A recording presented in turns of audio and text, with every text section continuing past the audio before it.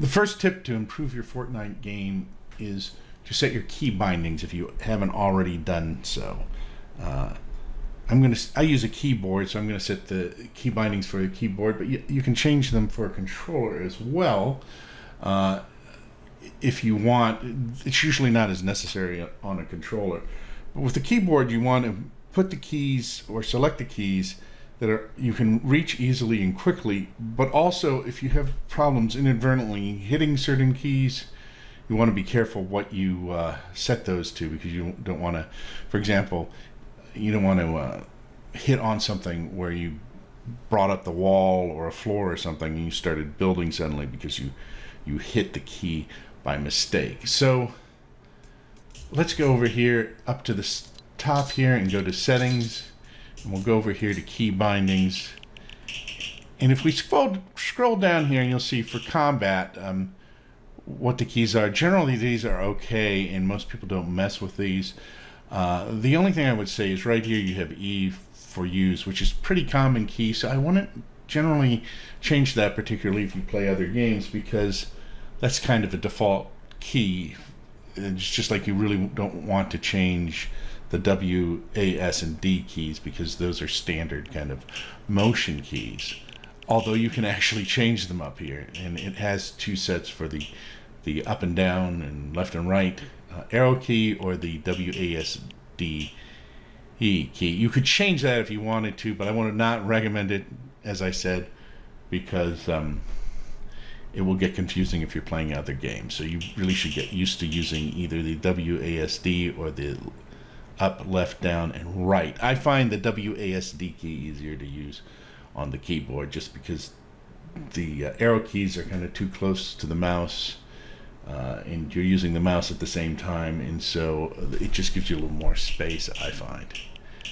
So if we go down here, the weapon slots I find in a good area. The 1, 2, 3, 4, and 5 keys, number keys, are pretty easy to hit. If you're not used to hitting those, you just need to kind of practice at it a little bit, but I think those are in a good position for that. They're not in the way, but they're easily accessible.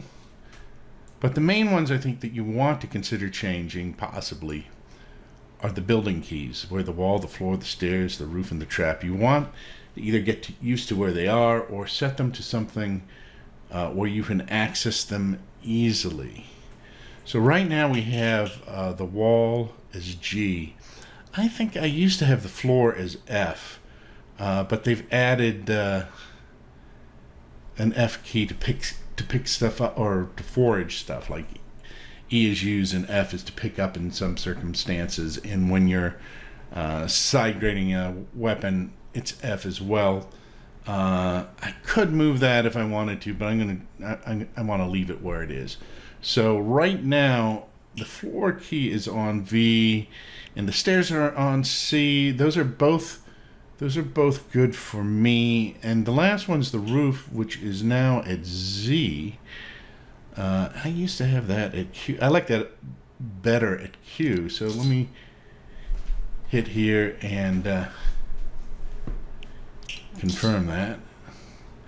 And so I'm going to put that back up at Q, which will make it easy for me to hit. Now, I might find that I inadvertently hit that a lot, so I might change it back to Z. And then the trap is Y, which is a little bit out of the way, but I'm not sure that there's another key available that I can use for that. But actually, I'm going to set the trap to Z, and I'm going to try to get used to that key combination because I haven't been using that.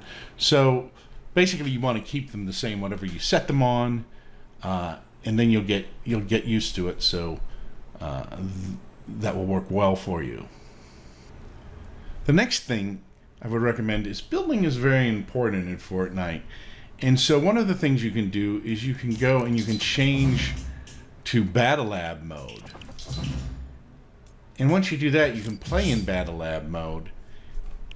And then if you launch battle mode, it will put you on an empty island with, pretty much the same map layout as you would see in the regular Fortnite game. In Battle Lab mode, you can explore the island, explore areas of the island that you want to know about without being bothered by being killed by team opponents.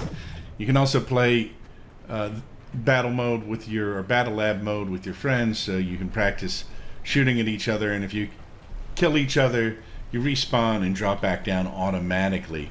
So you get a lot of practice fighting if you're playing with friends, but you can also just experiment with building here. One thing you can do is practice building 4 walls and a ramp and building a tower so that you can climb up and build other structures doing such. You always want to build up because when you're up above people, you have the advantage of them.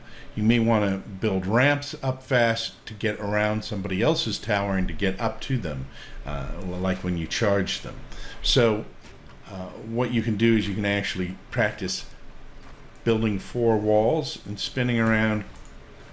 Start off slowly and until you get used to it, then you can build a ramp here, move up to the next level, go back, build 4 walls. Now there are a couple of things you can do here. You can either build a floor, or you can not and just build a ramp. But you've got to practice so that you don't get trapped under the ramp, because if you go forward too quickly, you'll end up underneath the ramp and kind of trapped in there, which you don't want.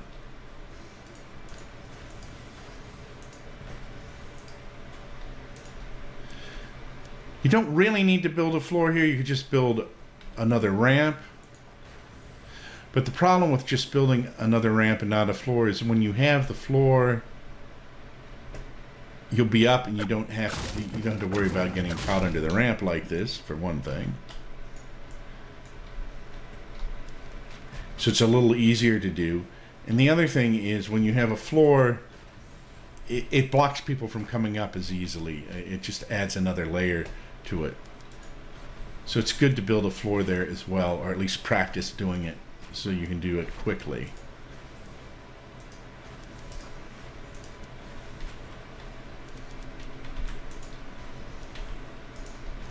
The more you practice, the faster you'll get. By having the ramp here, of course, you can use this as protection. You can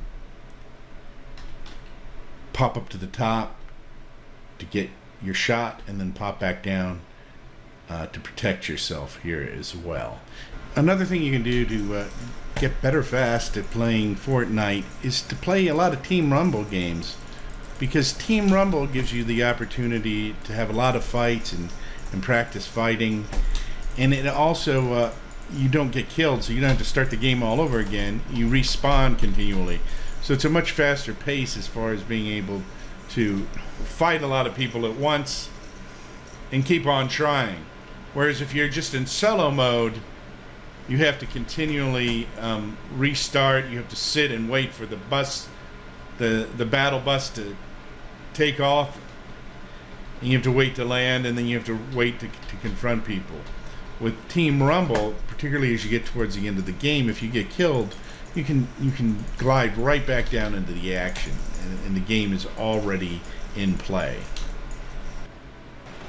You can also get a lot of practice building in actual combat. You may want to start off building in Battle Lab mode so you can get used to doing it, but start to build in Team Rumble mode too, because you don't have as much to lose as you would